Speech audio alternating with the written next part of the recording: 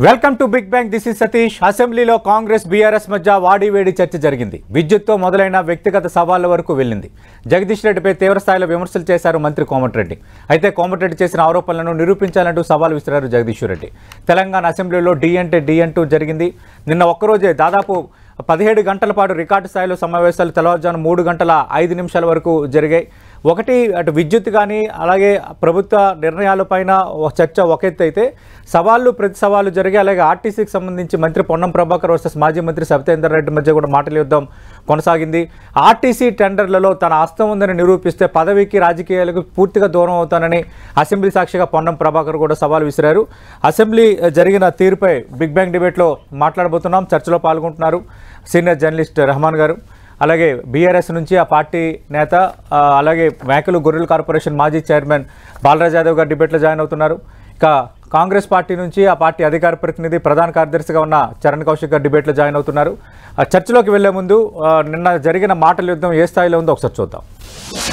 Suryapet rice మిల్లులో దొంగతనం చేస్తే సూర్యాపేట మిల్లర్స్ పట్టుకొని సూర్యాపేట రైస్ మిల్లులో ఎవరిని చెట్టుకు కట్టేసిరో కూడా సూర్యాపేటలో చిన్న పిల్లగాన్ని నిక్కరేసుకున్న పిల్లగాన్ని అడిగినా చెప్తారు అధ్యక్ష. మిగతా వివరాలు మా వెంకటరెడ్డి గారికి ఒక 2 నిమిషాలు సమయం ఇస్తే వాళ్ళది ఎంత గొప్ప చరిత్రనో ఎప్పుడెప్పుడు ఏమేం చేసిరో తాతలు ముత్తాతల నుంచి మొత్తం లెక్క చెప్తాడు అధ్యక్ష. ఈయన గ్రామానికి చెందిన మదన్ మోహన్ రెడ్డి అని మాజీ సమితి ప్రెసిడెంట్ హత్య కేసులో A2 అధ్యక్ష, ముఖ్యమైన వ్యక్తి హత్య కేసులో ఈయన వీళ్ళ నాయన A6 A7 రామిరెడ్డి హత్య కేసులో A3గా ఉండి ఆ జిల్లాకి వెళ్ళి 1 సంవత్సరం పాటు బహిష్కరించాడు. పోతూ ఈ మర్డర్లు చేసి దోసపాటి గోపాల్ ఇదే సభ్యులు ఇదే అసెంబ్లీలో ఎక్స్ఎమ్మెల్యేగా ఉండే ఆ పెట్రోల్ బంకులో 1,80,000 రూపాయలు దొంగతనం చేస్తే ఆ కేసులో ముద్దా అధ్యక్ష. ఇంకొకటి ఎన్టీ రామారావు ముఖ్యమంత్రిగా ఉన్నప్పుడు ఎక్సైజ్ ప్రొవిజన్ పెడితే దొంగ మందు కర్ణాటక వెళ్ళి మందు తీసుకొచ్చి పట్టుబడితే మిర్యాలగూడ పోలీస్ స్టేషన్లో ఇప్పటికీ కేసు ఉన్నది అధ్యక్ష. ఈయన కేసులు చెప్తే తప్ప ఈయన గురించి మాట్లాడితే మా గౌరవం పోతుంది అధ్యక్ష. అందుకనే జగదీష్ రెడ్డి గారు మీ చరిత్ర చెప్పాలంటే మీరు ఒక చరిత్ర కాదు, ఆయన అంటే ఉద్యమాధ్యక్షుడు. ఆయన మాట్లాడిన ప్రతి అక్షరం రికార్డు నుంచి తీసేయాలి మీరు దయచేసి. లేదు నేను కట్టుబడినా, నేను ఛాలెంజ్ చేస్తా ఉన్నా. ఆయన చెప్పిన దాంట్లో ఆయన నన్ను గురించి ఏదైతే వ్యక్తిగతంగా మాట్లాడిండో అందులో ఒక్కటి రికార్డు చూపించినా నేను ఇదే సభలో ముక్కు నేలకు రాసి రాజీనామా చేసిపోతా, రాజకీయాలకు రాను. ఆయన ముఖ్యమంత్రి ఇద్దరు చేయాలి, ముక్కు నేలకు రాయాలి, రాజీనామా చేయాలి ఇద్దరు. ఒకటి నిరూపించకపోయినా నేను దానికి సిద్ధంగా ఉన్నా.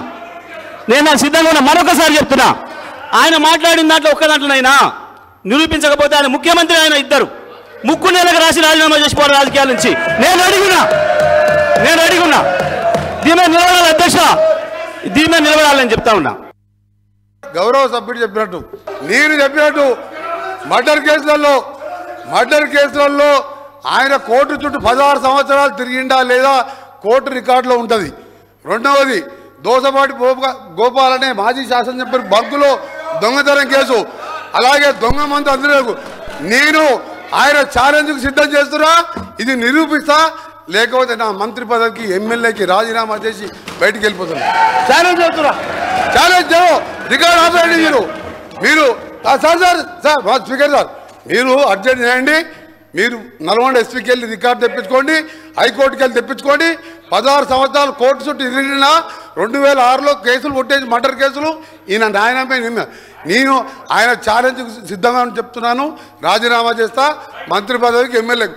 నువ్వు ఇక మొన్న గెలిచిన 2000 3000తో గెలిచినావు, నీ జీవితంలో రావు, నువ్వు మళ్ళీ చదువుకు నీ ఛాలెంజ్ నేను ఒప్పుకుంటున్నా. ఆ రికార్డు రైట్. చరణ్ కౌశిక్ గారు చూసారా నిన్న మాటలు యుద్ధం? అంటే ప్రజా సమస్యలా లేదంటే వ్యక్తిగత కేసుల వ్యక్తిగత సవాళ్ళ అంటే ఏం చెప్పదలుచుకున్నారు అసెంబ్లీ సాక్షిగా? ఈ కేసుల ప్రస్తావన ఎందుకు వచ్చినట్టు, ఈ వ్యక్తిగత అంశాలు ఎందుకు ప్రస్తావనకు వచ్చినట్టు? అంటే ప్రధానంగా విద్యుత్ మీద చర్చ జరుగుతున్నప్పుడు సభను తప్పుదోవ పట్టించే ప్రయత్నం చేసినప్పుడు జనరల్ గా అంటే అసెంబ్లీ చర్చల్లో కామన్ గా అన్ని విషయాలు చర్చకు వస్తాయి కాబట్టి విద్యుత్ విషయంలో ప్రధానంగా బీఆర్ఎస్ పార్టీ పెద్ద ఎత్తున అవినీతి పాల్పడదని చెప్పే దానిలో భాగంగా చెప్పే క్రమంలో జగదీష్ రెడ్డి గారు సభను తప్పుదోవ పట్టించే ప్రయత్నం చేసినప్పుడు మీరు గతంలో అదే చేసిరు, అదే కాకుండా మీ జీవితం కూడా ఆ కేసులమయమైందని చెప్పే ప్రయత్నంలో భాగంగా నిన్న కోమటిరెడ్డి వెంకరెడ్డి గారు ఇట్లా వ్యాఖ్యలు చేసినా చాలా స్పష్టంగా కనపడతా ఉంది తప్ప ఏదో కావాలనో వేరే విషయాన్ని డైవర్ట్ చేస్తానని మాత్రం కాంగ్రెస్ పార్టీగా తప్పుదో పట్టించే ప్రయత్నం చేయలేదు. ఎందుకంటే మీరు చూస్తా ఉన్నారు ఆనాడు 45 రోజులు వేస్ట్ అవుతుందని చెప్పేసి యాదాద్రి విషయంలో మేము టెండర్లు పిలవకుండా బిహెచ్ఎల్కి ఇచ్చినామని చెప్పే ప్రయత్నం బీఆర్ఎస్ పార్టీ చేసింది. అంటే 45 రోజులు వృధా అవుతుందని చెప్పేసి మీరు టెండర్లే పిలవనప్పుడు మరి 3 సంవత్సరాల కాలం పాటు వృధా అయింది. అంచనాలు ఏకంగా యాదాద్రి విషయంలో కావచ్చు భద్రాద్రి విషయంలో పెద్ద ఎత్తున అంచనాలు పెరిగినాయి. అంటే దాదాపు 25,000 కోట్లతో యాదాద్రి పూర్తయితే కూడా 34,000 కోట్ల రూపాయలు అయింది. అదేవిధంగా ఇయర్స్ కూడా పెద్ద ఎత్తున పెరిగినాయి. కాబట్టి అన్ని విషయాల మీద వాస్తవాలు వివరించే క్రమంలో ప్రతిసారి జగదీష్ రెడ్డి అడ్డొచ్చే ప్రయత్నం, వారే కమిషన్ ఏర్పాటు చేసి వారే కోర్టుకు పోయే ప్రయత్నం, వారే సుప్రీంకోర్టు పోయి అసలు క్వాట్ చేసే ప్రయత్నం, వారే విచారణకు వస్తానని చెప్పి విచారణ రాకుండా ఉండే ప్రయత్నం, సభానాయకుడు ఇంత పెద్ద ఎత్తున మన ఇరిగేషన్ ప్రాజెక్టుల మీద కావచ్చు విద్యుత్ మీద చర్చ జరుగుతూ ఉంటే సభానాయకుడు అసెంబ్లీ రాకుండా సభను తప్పుదో పట్టించే ప్రయత్నం హరీష్ రావు గారు, కేటీఆర్ గారు, జగదీష్ రెడ్డి గారు చేస్తా ఉన్నారు. కాబట్టి ఈ అన్నిటి మీద చర్చించే క్రమంలో జగదీష్ రెడ్డి గారు ప్రతి విషయానికి కల్పించుకొని సభను తప్పుదో పట్టించే ప్రయత్నం, వాస్తవాలను వక్రీకరించే ప్రయత్నం చేసినప్పుడు వారి జీవితం అంతా ఏ విధంగా గతంలో ఏ విధంగా ఉన్నారు, తర్వాత ఏ విధంగా మర్డర్ చేసిన విషయాన్ని సభ ద్వారా వారు బయట తీసేయడం జరిగింది. అదే కాకుండా జగదీష్ రెడ్డి గారికి సవాల్ను కూడా వెంకరెడ్డి గారు స్వీకరించారు. ఎక్కడో పారిపోలే వెంకరెడ్డి గారు చాలా స్పష్టంగా స్పీకర్ గారు చెప్పారు, మీరు నల్గొండ జిల్లా ఎస్పీకి ఆదేశించండి, అక్కడి నుంచి తెప్పిస్తే నేను కూడా రాజీనామా చేయడానికి సిద్ధంగా ఉన్నా అని చెప్పేసి కోమరెడ్డి వెంకరెడ్డి గారు చెప్పినట్టే చాలా స్పష్టంగా జగదీష్ రెడ్డి గారి గత జీవితం అంతా కూడా పెద్ద ఎత్తున అంటే మర్డర్లు కావచ్చు, అదే విధంగా ఏ విధంగా హత్యా రాజకీయాలు ప్రోత్సహించడం చాలా స్పష్టంగా కనపడతా ఉంది. కాబట్టి అదే కాకుండా విద్యుత్ మీద పూర్తి స్థాయిలో చర్చ జరగాలని చెప్పేసి కాంగ్రెస్ పార్టీ కోరుకుంటా ఉంది. ఆ దిశగానే ఈఆర్సీ చైర్మన్ కూడా నియమిస్తామని చెప్పేసి ముఖ్యమంత్రి గారు చాలా స్పష్టంగా ప్రకటించిండు. ఆ దిశగా విద్యుత్ మీద చర్చ జరిగినప్పుడు అర్థం కాదు ఏంటంటే చర్చ ఏమో విద్యుత్ పైన రకరకాలుగా రెండు పార్టీల మధ్య మాటలతో నడుస్తోంది. సరే, అసెంబ్లీ సాక్షిగా ఒక మంచి అంశాన్ని చర్చలోకి తీసుకున్నారు. వాస్తవాలు ఏంటో తెలియాలి, కమిషన్ ఏర్పాటు చేయటం, మళ్ళీ సుప్రీంకోర్టు కమిషన్ విషయంలో వ్యాఖ్యలు చేయటం, ఇదంతా జరుగుతోంది. అయితే అది ఒక్కసారిగా వ్యక్తిగత అంశాలపైకి వెళ్ళిపోయింది. అంటే ఆయన మాజీ విద్యుత్ శాఖ మంత్రి, బీఆర్ఎస్ పార్టీ ప్రస్తుతం ప్రతిపక్ష పార్టీగా ఉంది, వాళ్ళ చెప్పాల్సిన వివరాలు వాళ్ళు ఇస్తారు కదా. మీరు ఆరోపణలు చేసింది గత ప్రభుత్వ నిర్ణయాలపైన. అయితే వాళ్ళు వివరించే క్రమం అనేది ఒకటా, లేదంటే మీకు అంశాలని వేలెత్తి చూపకూడదా?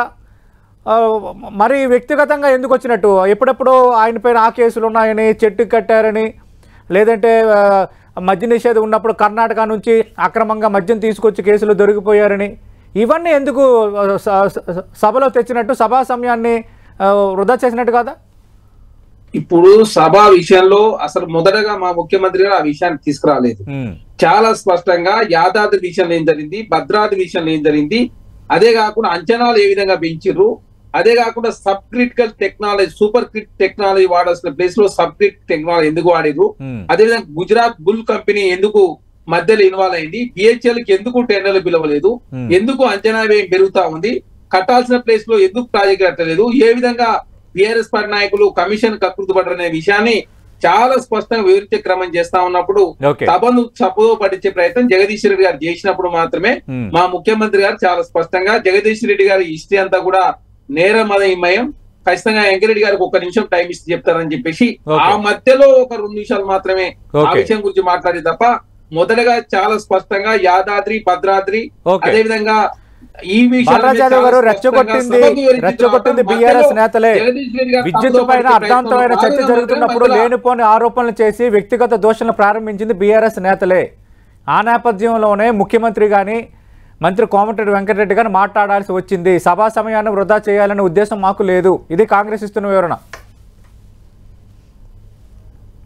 టీవీ ప్రేక్షకులకు, యాజమాన్యానికి, అదేవిధంగా ప్యానెల్ లో పెద్దలు, కాంగ్రెస్ పార్టీ అధికార ప్రతినిధి చరణ్ కౌశిక్ యాదవ్ గారికి, అదేవిధంగా రాజకీయ విశ్లేషకుడు రెహమాన్ గారికి నమస్కారం. నమస్తే. ప్రధానంగా సతీష్ గారు ఈ రోజు సభ ఏదైతే నడుస్తుందో సభ నియమ నిబంధనలు మొత్తం కూడా ఉల్లంఘించి నడుస్తా ఉంది. అది గౌరవ సభ అందామా, కాంగ్రెస్ పార్టీ ఆధీనంలో నడుస్తున్న కౌరవ సభ అందామా అర్థం కావట్లేదు. ఇవాళ తెలంగాణ ప్రజలకు ఎలక్షన్ సమయంలో మీరు ఇచ్చిన మేనిఫెస్టో ఏంటి, అమలు విధానాల మీద చర్చ జరగాల్సిన అవసరం ఉంది. మీరు ఇచ్చినటువంటి హామీల మీద చర్చ జరగాల్సిన అవసరం ఉంది. ఇవాళ ఓకే, గత ప్రభుత్వం చేసిన విద్యుత్ ఒప్పందాల పైన, విద్యుత్ సంస్కరణల పైన తెలంగాణ ప్రజలకు విద్యుత్ ఎట్లా ఇచ్చారు అనేది ప్రజలు తెలుసుకుంటారు. ఒకవేళ దాంట్లో సభలో చర్చ పెట్టుకుంటారు అన్నప్పుడు అసలు ఎందుకు వ్యక్తిగత దూషణలు మొదలైన అనే సందర్భాన్ని గుర్తు చేస్తే ముఖ్యమంత్రి గారు సభలో ఏదైతే ర్యాగింగ్ లెక్క అంటే ఒకవైపు విద్యుత్ ఒప్పందాలపై చేసిన కమిషన్ పైన చర్చ జరుగుతూ ఉంటే ఆల్రెడీ మాజీ మంత్రి వర్యులు విద్యుత్ శాఖ మంత్రి వర్యులు ఆల్రెడీ జైలుకు పోయినట్టు చెర్లపల్లికి పోయినట్టు ఆల్రెడీ అనుకుంటా ఉన్నానని చెప్పేసి చర్చలు ఎత్తినారు. కాబట్టి ఎప్పుడైతే చెర్లపల్లి జైలు అనే అంశం ఎప్పుడైతే బయటకు వచ్చిందో అది ముఖ్యమంత్రి రేవంత్ రెడ్డి గారు ప్రారంభించారో అప్పుడు మాత్రమే మా మాజీ మంత్రి వర్యులు జగదీశ్వర్ రెడ్డి గారు ఈ చర్చలు లేవనెత్తడం జరిగింది. అయా మేము చంద్రుల లెక్క మేము జైలుకు సద్దులు మోసిన వాళ్ళం కాదు, మేము తెలంగాణ ఉద్యమం కోసం జైల్లో ఉన్నాం, తెలంగాణ రాష్ట్ర ఆవిర్భావం కోసం జైల్లో ఉన్నాం, మేము తెలంగాణ ఉద్యమం జరుగుతా ఉంటే సంచులు మోసి జైలుకు పోయిన చరిత్ర నీది అని చెప్పేసి ముఖ్యమంత్రి జగదీశ్వర్ రెడ్డి గారు సమానం చెప్పడం జరిగింది. వాస్తవమే కదా, తెలంగాణ ఉద్యమంలో జైలుకు పోయిన చరిత్ర బీఆర్ఎస్ పార్టీ నాయకులదైతే తెలంగాణ ఉద్యమాన్ని అణచివేయడం కోసం రైఫిల్ పెట్టింది ఈ రాష్ట్ర ముఖ్యమంత్రి రేవంత్ రెడ్డి గారు. అదేవిధంగా తెలంగాణ ఉద్యమం జరుగుతా ఉంటే తెలంగాణ ఉద్యమానికి వ్యతిరేకంగా నడిచింది ఈ రాష్ట్ర ముఖ్యమంత్రిగా ఉన్న రేవంత్ రెడ్డి గారు. అదేవిధంగా తెలంగాణ రాష్ట్రం ఏర్పడ్డ తర్వాతకి తెలంగాణ రాష్ట్రాన్ని కూల్చాలని చెప్పేసి ప్రభుత్వాన్ని కూల్చాలని చెప్పేసి సంచులు మోస్తూ 50 లక్షల రూపాయలతో మరి దొరికిపోయింది ఈ రాష్ట్ర ముఖ్యమంత్రి రేవంత్ రెడ్డి గారు అనే చరిత్రను మర్చిపోకు. మీకు చెర్లపల్లి జైలు అట్లా గుర్తొస్తుంది, మాకు జైలు ఎట్లా గుర్తొస్తే తెలంగాణ ఉద్యమం ద్వారా తెలంగాణ పైన ఆకాంక్షల కోసం కొట్లాడినప్పుడు చరిత్ర గుర్తొస్తుందని చెప్పేసి స్పష్టంగా మాజీ మంత్రి వర్యులు జగదీశ్వర్ రెడ్డి గారు చెప్పడం జరిగింది. సార్ ఇవాళ నేను అడుగుతా ఉన్నాను, తెలంగాణ విద్యుత్ రంగంలో బీఆర్ఎస్ పార్టీగా కేసీఆర్ నాయకత్వంలో ఎటువంటి సంస్కరణలు జరిగినాయి అనే అంశాన్ని తెలంగాణ ప్రజల కళ్ళ ముందు సార్ 24 గంటల కరెంటు విషయంలో కావచ్చు. అంటే యాదాద్రి ప్లాంట్ లో 15,000 కోట్ల దోపిడీ జరిగింది, భద్రాద్రి ప్లాంట్ లో 2,500 కోట్లు మింగేసింది ఎవరు? నిన్న అసెంబ్లీ సాక్షిగా ముఖ్యమంత్రి రేవంత్ రెడ్డి ప్రస్తావిస్తున్న అంశాలు. సార్ నేను ఏమంటున్నాను, యాదాద్రి పవర్ ప్లాంట్ ఏదైతే దామర్చర్లలో ఎందుకు పెట్టడం జరిగింది అనే అంశాన్ని స్పష్టంగా కేసీఆర్ గారి ప్రభుత్వం అనేక సార్లు గత ప్రభుత్వం ఎందుకు పెట్టిందో మాజీ మంత్రివర్యులు వివరించినారు. మహబూబ్ నగర్ కలెక్టర్ నివేదిక విషయంలో కావచ్చు, మహబూబ్ నగర్ లో పెట్టాలనుకున్నప్పుడు అక్కడ భూమి లభ్యత విషయంలో కావచ్చు, అదేవిధంగా నల్గొండ జిల్లాలో పెట్టాలనుకున్నప్పుడు నల్గొండ జిల్లా ఎందుకు పెట్టడం జరిగింది, దామర్చర్లలో భూమి లభ్యత ఉన్నది, దామర్చర్లలో రైలు కనెక్టివిటీ ఉంది, దామర్చర్లకు సంబంధించి నేషనల్ హైవే కనెక్టివిటీ ఉంది. కాబట్టి రేపు భవిష్యత్తులో కేంద్రం మొత్తం కూడా విదేశీ బొగ్గు కొనగాలనే అంశాన్ని ఇవాళ 10% తీసుకొచ్చింది. రేపు భవిష్యత్తులో విదేశీ బొగ్గు కొనుగోలనే కూడా ఇక్కడ కృష్ణపట్నం మచిలీపట్నం పోర్టుకు ఈ దామర్చర్ల దగ్గర ఉంటది. కాబట్టి దక్షిణ భారతదేశంలో కూడా దక్షిణ తెలంగాణలో కూడా ఒక నేషనల్ సంబంధించిన ఏదైతే ఇప్పుడు ఈ పవర్ ప్లాంట్ ప్రారంభిస్తే ఇక్కడ ఉన్నటువంటి యువతకు కావచ్చు, ఇక్కడ ఉన్నటువంటి ప్రాంతాలకు అభివృద్ధి జరుగుతున్న ఆలోచనతోటి కేసీఆర్ గారి నాయకత్వంలో నల్గొండ జిల్లా ప్రజల ఆకాంక్ష మేరకు ఇక్కడ పెట్టడం జరిగిందనే అంశాన్ని చెప్పడం జరిగింది. వాస్తవాన్ని అడుగుతా ఉన్నాను, ఇలా రామగుండం ఫ్యాక్టరీ పెట్టడం ద్వారా, అదేవిధంగా మనుగూరులో కొత్తగూడెంలో ప్లాంట్లు పెట్టడం ద్వారా అక్కడ ఉన్న ప్రజానికానికి అక్కడ ఉన్నటువంటి ప్రాంతానికి ఎట్లయితే డెవలప్మెంట్ జరిగిందో నల్గొండ జిల్లాలో పెట్టడం అనేది మా ఆకాంక్ష. నల్గొండలో పెట్టడం ద్వారా అక్కడ నిరుద్యోగులకు యువతకు ఉపాధి అవకాశాలు దొరుకుతాయి ప్రత్యక్షంగా పరోక్షంగా. కాబట్టి నల్గొండ జిల్లా అభివృద్ధి చెందుతుంది, దక్షిణ తెలంగాణ అభివృద్ధి చెందే ఆలోచనతో పెడితే నల్గొండ జిల్లాలో ఉన్న నాయకులే దాన్ని వ్యతిరేకించడం అనేది భావ్యం కాదనే అంశాన్ని కూడా స్పష్టంగా శాసనసభకు మాజీ మంత్రి గారు చెప్పడం జరిగింది. సతీష్ గారు అడుగుతా ఉన్నా, థియేటర్లు ఎవరు పెట్టారు? ఇదొక విషయం సార్. నల్గొండ జిల్లా ప్రజలే కాదు 50 మంది తెలంగాణ ప్రజలు చూలేదా సార్? కేసీఆర్ నాయకత్వంలో వెలుగులు విరజిమ్మింది, 24 గంటల కరెంట్ ఇచ్చింది చూలేదా సార్? ఆ రోజు విద్యుత్ సామర్థ్యం ఎంత ఉండే సార్? 7,778 మెగావాట్ విద్యుత్ సామర్థ్యం ఉంటే తెలంగాణ వచ్చిన తర్వాత కేసీఆర్ గారి నాయకత్వంలో 19,464 మెగావాట్లకు పెంచిన మాట వాస్తవం కాదా? సౌర విద్యుత్ సామర్థ్యం ఆ రోజు మెగావాట్లలో 74 మెగావాట్లు ఉంటే 6,108 మెగావాట్ల సౌర విద్యుత్తును పెంచిన మాట వాస్తవం కాదా? సామర్థ్యం పెరిగిన మాట వాస్తవం, 24 గంటలు ఎక్కడ కూడా ఇంటరప్ట్ లేకుండా విద్యుత్ వచ్చిన మాట వాస్తవం. కానీ అదొక ఎత్తు. రెండోది, ఇప్పుడు ఈ విద్యుత్ కొనుగోళ్లు, అలాగే యాదాద్రి ప్లాంట్, అలాగే భద్రాద్రి ప్లాంట్ లో వ్యవహారాలు, వీటన్నిటికి సంబంధించి సతీష్ గారు నేను ఒక మాట 10 TV ద్వారా చెప్పదలుచుకున్నా సార్. ఇలా తలా తోకలేని విమర్శలు, బోడిగుండుకు బొటనవేలుకు కాలికి మెలికబెట్టే విమర్శలు ఏదైతే కాంగ్రెస్ ప్రభుత్వం చేస్తా ఉందో సార్, 2 రాష్ట్ర ప్రభుత్వాల మధ్య జరిగిన ఒప్పందాలలో ఎట్లా అవినీతి జరుగుతుంది అనే అంశాన్ని ఇలా తెలంగాణ ప్రజలు మాటలు చూస్తా ఉంటే విసరించుకుంటా ఉన్నారు. మాట్లాడదాం, అది కూడా ఏది వాస్తవం అది మాట్లాడదాం. రెహమాన్ గారు, మీరు చూశారు అసెంబ్లీలో చాలా వాడి వేడి చర్చ జరిగింది. అయితే మనందరం జర్నలిస్టులుగా ఒకటైతే వెల్కమ్ చేయాలి. ఒకటి ఏం వెల్కమ్ చేయాలంటే, ఒక్క నిమిషం బాలాజీ గారు, ఒక్క నిమిషం ఒకటి మనం ఏం వెల్కమ్ చేయాలంటే, అసెంబ్లీ అర్థవంతంగా చర్చ జరగాలి ఎప్పుడు. ఎందుకంటే ఏదో ఒక గొడవ లేదంటే ఏదో ఒక వాయిదా ఒక గంటలో ముగియటం, తర్వాత ఒక 5 రోజులు పని దినాలే తగ్గిపోయిన తర్వాత సభా సమయం అనేది వ్యర్థమవుతుంది అన్నది జనాల్లో అందరిలో ఉంది. కానీ నిన్న 17 గంటల పాటు జరిగింది. తెల్లవారుజాము 3 గంటల 5 నిమిషాల వరకు రకరకాల అంశాలపైన చర్చ జరగటం అనేది ఫస్ట్ మనం వెల్కమ్ చేయాల్సింది. రెండోది కీలకమైన సబ్జెక్టు విద్యుత్కి సంబంధించి రేవంత్ రెడ్డి సర్కార్ వచ్చినప్పటి నుంచి కాంగ్రెస్ వర్సెస్ బీఆర్ఎస్ మధ్య మాటలు ఏ స్థాయిలో నడుస్తుంది. ఒక కమిషన్ వేయటం, మళ్ళీ సుప్రీంకోర్టుకు వెళ్ళటం, కమిషన్ చైర్మన్ విషయంలో సుప్రీంకోర్టు ఏ విధంగా వ్యవహరించి ఇవన్నీ చూసాం. కానీ వాటికంటే చర్చ అర్థవంతంగా జరుగుతున్నప్పుడు సడన్గా ఇది షిఫ్ట్ అయిపోయింది. కేసులు, వ్యక్తిగత సవాళ్ళు వీటిపైన జరగటాన్ని మీరు ఎలా చూస్తున్నారు?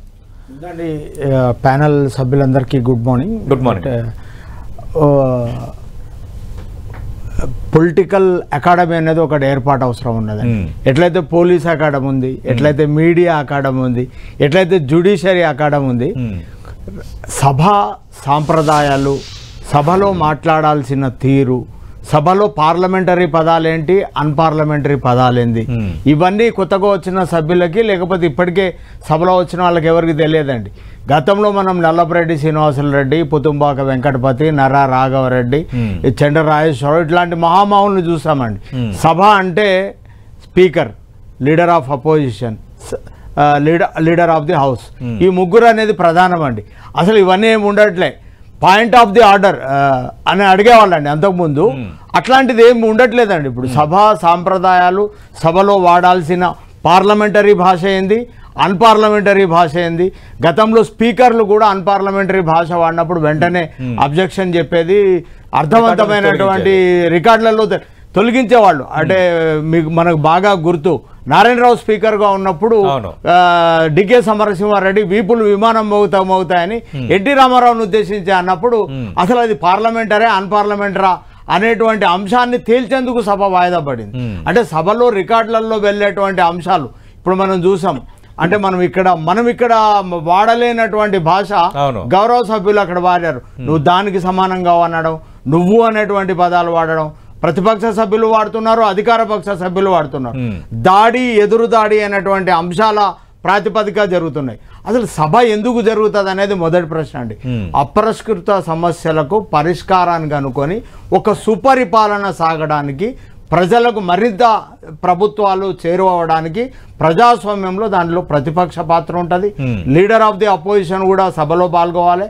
గతంలో నెహ్రూ లాంటి వాళ్ళు, పుచ్చలపల్లి సుందరయ్య సైకిల్ మీద లోక్సభ నాయకుడు, ఆయన ప్రతిపక్ష నాయకుడిగా ఉన్నప్పుడు, అంటే ఇందిరాగాంధీ లాంటి వాళ్ళు ఆయనను ఆర్థిక సంఘం ఉపాధ్యక్షునిగా ప్రతిపక్షాలను కూడా తీసుకోవాలి, వాళ్ళ సూచనలు సలహాలు తీసుకోవాలి అనేటువంటి ఒక గొప్ప సాంప్రదాయాలు మనం చూసినాం. అట్లానే నార్త్ ఇండియాలో ముష్టిఘాతాలు, కొట్టుకోవడాలు ఇవన్నీ జరిగితే మనం ఉమ్మడి ఆంధ్రప్రదేశ్గా ఉన్నప్పుడు కానీ మిగతా అంశాల్లో చాలా అర్థవంతమైనటువంటి చర్చలు, చాలా చక్కటి చర్చలు జరిగేటివి.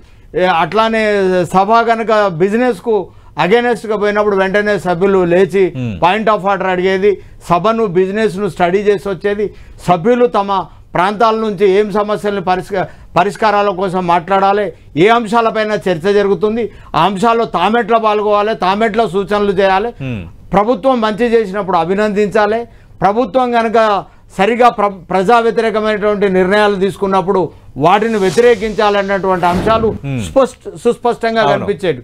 ఇప్పుడు అట్లాంటివి లేవండి. కేవలం వ్యక్తిగతమైనటువంటి దాడులు, అంటే ప్రతి దాడులు, నువ్వు ఇలా నేను ఇలా. అసలు దీనివల్ల లక్షలాది కోట్లాది రూపాయల ప్రజాధనాన్ని ఇక్కడ వృధా అవుతున్నది. ఇది సభకు సాంప్రదాయాలకు మంచిది కాదు. డెఫినెట్ గా ఒక పొలిటికల్ అకాడమీ అయితే ఈ రాష్ట్రానికి అవసరం ఉన్నది.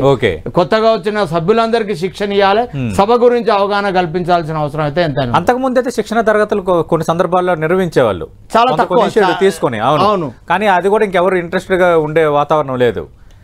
రైట్. చరణ్ కౌశిక్ గారు, ఒక్క నిమిషం. బాలరాజ్ యాదవ్ గారు, చరణ్ కౌశిక్ గారు, అంటే సభలో జరిగే తీరు అనేది ఒకటి, రెండోది నిన్న ఎక్కువసేపు జరిగిందన్న దాన్ని జర్నలిస్ట్ ఎటర్నిటీకి సంబంధించి మనం అందరం వెల్కమ్ చేస్తున్నాం.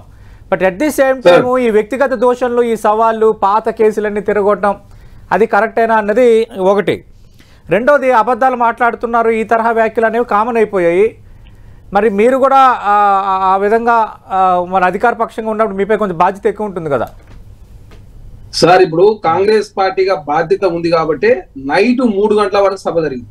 మీరు తెలంగాణ రాష్ట్రం ఏర్పడిన తర్వాత ఈ 10 సంవత్సరాల కాలంలో ఏనాడైనా నైట్ అసలు సభ జరిగిందా? సభలో ప్రతిపక్షాలకు అవకాశం ఇచ్చిరా? ప్రతిపక్ష నాయకులు గొంతులొక్కే ప్రయత్నం ఆనాడు జరిగింది కదా. తెలంగాణ రాష్ట్రంలో కాంగ్రెస్ పార్టీగా 17 hours జరగటం అనేది సార్ సభ తీరుతేనే ఎలా ఉన్నాయన్నది కీలక అంశం సార్. కాంగ్రెస్ పార్టీకి మేము కోరుకుంటా ఉన్నాం అంటే ప్రజాస్వామ్యయుతంగా జరగాలని కోరుకుంటా ఉన్నాం. ప్రజాస్వామ్యయుతంగా ప్రతిపక్ష నాయకుడు అసెంబ్లీ రావాలని మేము కోరుకుంటా ఉన్నాం. ప్రతిపక్ష నాయకుడేమో అసెంబ్లీకి రారు. అసెంబ్లీ రాకుండా వారే అసెంబ్లీలో ఏకంగా విద్యుత్ మీద కమిషన్ ఏర్పాటు చేయని చెప్పింది వాళ్ళే కమిషన్ ముందు పోరు. వాళ్ళే కమిషన్ రద్దు చేయాలని చెప్పి హైకోర్టు పోతారు, సుప్రీంకోర్టు పోతారు. మేమేదో సుప్రీంకోర్టులో మాకు న్యాయం జరిగిందని చెప్పి పెద్ద ఎత్తున సంబరాలు చేసుకుంటారు. అంటే ప్రజలను తప్పుదో పట్టించే ప్రయత్నం ఆనాడు జరిగింది. కాబట్టి ఆ విషయాల మీద చర్చిస్తూ తెలంగాణ ఉద్యమం గురించి నేనేం మాట్లాడినా మీరే మాట్లాడి రండి కేసీఆర్ గారు అని చెప్పేసి కూడా చాలా స్పష్టంగా ముఖ్యమంత్రి గారు మాట్లాడారు. ఇక్కడ ఒక విషయం చర్చకు రాలే. యాదాద్రి వచ్చింది, భద్రాద్రి వచ్చింది. అదే కాకుండా టెండర్ పిలవకపోవడం మూలంగా ఏ విధంగా జార్ఖండ్ లో 18% లెస్ కి ఇచ్చి తెలంగాణ రాష్ట్రంలో లెస్ కి ఇవ్వకుండా ఏ విధంగా తెలంగాణ రాష్ట్ర సంపదను దోచుకునే విషయాన్ని వాస్తవ విషయాల ప్రజలకు వివరించే ప్రయత్నం కాంగ్రెస్ పార్టీ చేసింది. దానిలో భాగంగా తెలంగాణ ఉద్యమం గురించి వచ్చినప్పుడు కూడా ఉద్యమంలో నేనేం మాట్లాడినా కేసీఆర్ గారు ఏ విధంగా తాగి పడుకున్న విషయాన్ని కూడా చాలా స్పష్టంగా మా ముఖ్యమంత్రి గారు వివరించారు. కాకపోతే దానికి సంబంధించి రికార్డులన్నీ కూడా నా అసెంబ్లీలో ఉన్నాయి కదా. నువ్వు పార్లమెంట్ ఏం మాట్లాడినా మేము అసెంబ్లీ ఏం మాట్లాడినా దానిలో చర్చ చేయడానికి సిద్ధంగా ఉన్నాం అని చెప్పేసి వాస్తవ విషయాలు వివరించే ప్రయత్నం కాంగ్రెస్ పార్టీగా చేస్తున్నప్పుడు, ప్రజలను తప్పుదోవ పట్టించే ప్రయత్నం, అనవసరం విమర్శలు చేసే ప్రయత్నం బీఆర్ఎస్ పార్టీ చేసినప్పుడు ఎవరికైనా బాధ చేస్తుంది. ఎందుకంటే చేసిన తప్పులను చేసి తెలంగాణ 6,71,000 కోట్ల రూపాయల అప్పులు చేసి ప్రతిరోజు 192 కోట్ల రూపాయల అప్పులు వడ్డీ కడుతూ సంవత్సరానికి మేము 74,000 కోట్ల రూపాయల అప్పు మీద వడ్డీ కడుతున్నాం. అలాంటి పరిస్థితి నుంచి రోజు ఖర్చు తక్కువ చేసుకున్న ఆదాయ మార్గాలు పెంచుకునే దానిలో భాగంగా చాయ్ బిస్కెట్లు కూడా 12వ రోజు నుంచి మేము ఓడి మీద ఆధారపడే పరిస్థితి తెలంగాణ రాష్ట్ర ప్రభుత్వం నడుపుతూ తెలంగాణ రాష్ట్రం ఒకేసారి రుణమాఫీ చేసినాం. కానీ కేసీఆర్ గారు 10 సంవత్సరాల కాలం ఉండి ఏ విధంగా 18,000 కోట్ల రూపాయలు రుణమాఫీ చేయకుండా ప్రజలను మోసం చేసిండో అన్ని విషయాలను సభ దృష్టికి తీసుకొస్తామంటే వాళ్ళే అనవసరంగా రాద్ధాంతం చేసే ప్రయత్నం చేస్తూ ఇలాంటి విమర్శలు అనవసరంగా వాళ్ళే. ఎందుకంటే చర్చ చేస్తున్నప్పుడు చర్చ మీద మీరు కూడా సమాధానం చెప్పాలా. అనవసరంగా ఏదో మీరు తెలంగాణ ఉద్యమంలో మీరు భాగస్వాములు కాలేదు, మీరు తెలంగాణ కోసం జైలు పోలేదు. మరి రేవంత్ రెడ్డి గారు దేనికి జైలు పోయి 16 రోజులు డిటైన్ జైలు ఎందుకున్నాడు? కేటీఆర్ గారు కట్టినటువంటి ఇల్లీగల్ ఫామ్ హౌస్ త్రిపులోన్ జీవోలో మీరు ఇల్లీగల్ నిర్మించారని చెప్పి దాని మీద ధర్నా చేస్తే 16 రోజుల పాటు మీరు జైల్లో పెట్టారు. అదేమన్నా రేవంత్ రెడ్డి గారు వ్యక్తిగత కేసు ఏమన్నా? అంటే ఆనాడు ఏ విధంగా ప్రజాస్వామ్యం కూలి చేసే విషయాన్ని ప్రజల గురించే ప్రయత్నం చేస్తే మీరు అనవసరంగా తెలంగాణ ఉద్యమం అంటే మేమే అంటే మీరు ఒకరే చేసిరా? కేసీఆర్ ఒకరే చేసిరా? తెలంగాణ ఉద్యమం పార్లమెంట్ ఏం మాట్లాడో చేద్దాం. ఆనాడు 618 ఏ విధంగా అడ్డుకున్నో చూస్తాం.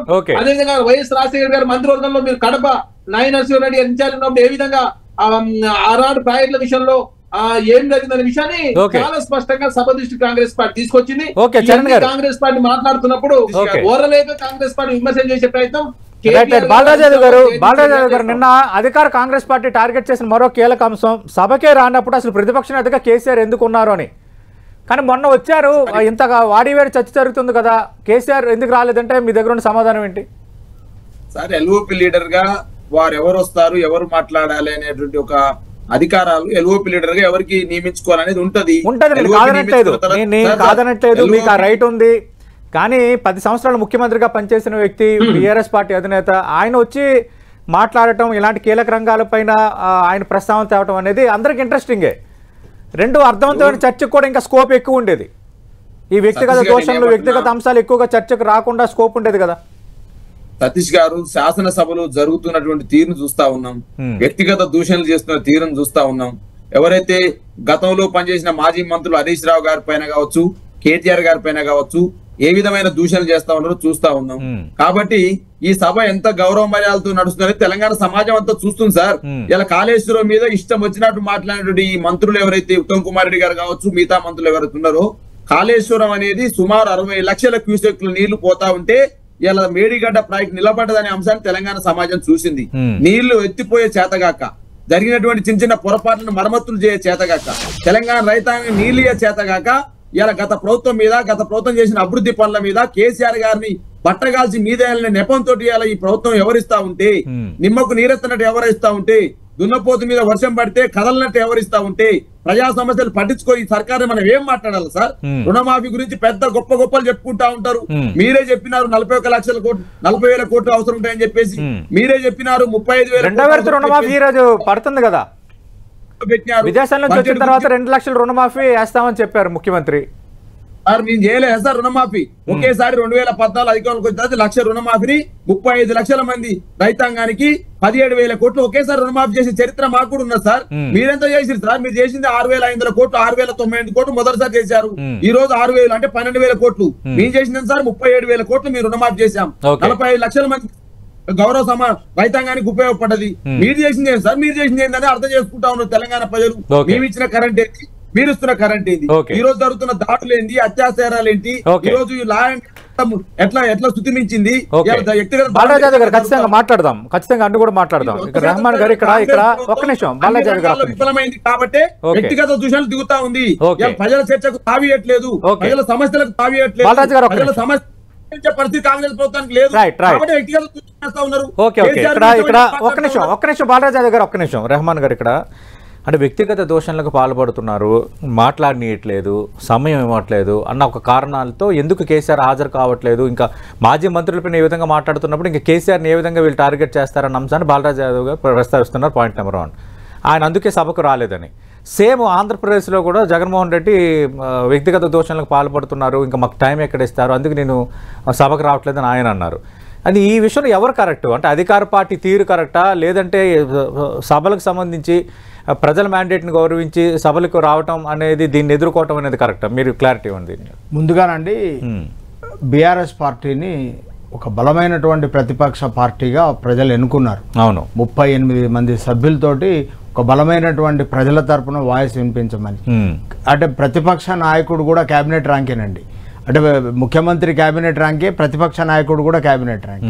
అంటే ఒక సుదీర్ఘమైనటువంటి అనుభవం కలిగినటువంటి నాయకుడు ప్రజా వ్యతిరేక నిర్ణయాలు కనుక సభలో జరుగుతున్నప్పుడు వాటిని ఎండగట్టాల్సినటువంటి అవసరం, ప్రజల తరపున మాట్లాడాల్సినటువంటి అవసరం, గత ప్రభుత్వం పైన ఏమైనా అనవసరమైన అలిగేషన్స్ వస్తుంటే వాటిపైన వివరణ ఇవ్వాల్సినటువంటి అవసరం, ఇప్పటి ప్రభుత్వం ఏదైనా మంచి పని చేస్తే అభినందించడం, అట్లానే ప్రజా వ్యతిరేకమైనటువంటి నిర్ణయాలను ఎండగట్టడం ప్రజాస్వామ్యంలో ప్రతిపక్షానికి కీలకమైనటువంటి బాధ్యత ఉందండి. ప్రజలు ఇచ్చినటువంటి బాధ్యత నుంచి ఏ పార్టీలైనా తప్పించుకోవడానికి వెళ్ళేది. నవీన్ పట్నాయక్ గారు వెళ్తున్నారండి ఒరిస్సాలో, ఆయన ప్రకటించారు, ప్రజలు నన్ను ప్రతిపక్షంలో కూర్చోబెట్టారు, ఈ డ్యూటీ నేను రేపటి నుంచి మొదలు పెడతాను, ఈ డ్యూటీ చేస్తానండి. ప్రతిపక్ష పాత్రని పోషించకపోతే అది ప్రజలకు నష్టం జరుగుతుందండి.